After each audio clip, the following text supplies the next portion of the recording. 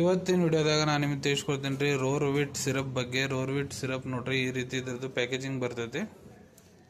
So ಇದು ಒಂದು multivitamin syrup.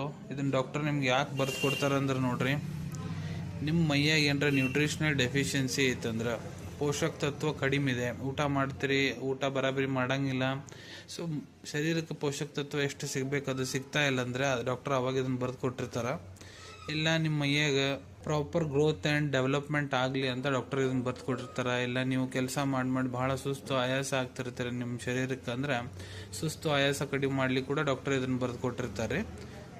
ಈಗ ಇದ್ರ ಕಂಟೆಂಟ್ ನಾನು ನಿಮಗೆ ತೋರಿಸ್ತೀನಿ ನೋಡ್ರಿ, ಇಲ್ಲಿ ಸ್ಕ್ರೀನ್ ಮೇಲೆ ನೋಡ್ಬೋದು. ಇವೆಲ್ಲ ಇದ್ರೊಳಗೆ ಇಂಗ್ರೀಡಿಯೆಂಟ್ಸ್ ಹಾಕಿನ ತಯಾರು ಮಾಡಿರ್ತಾರೆ.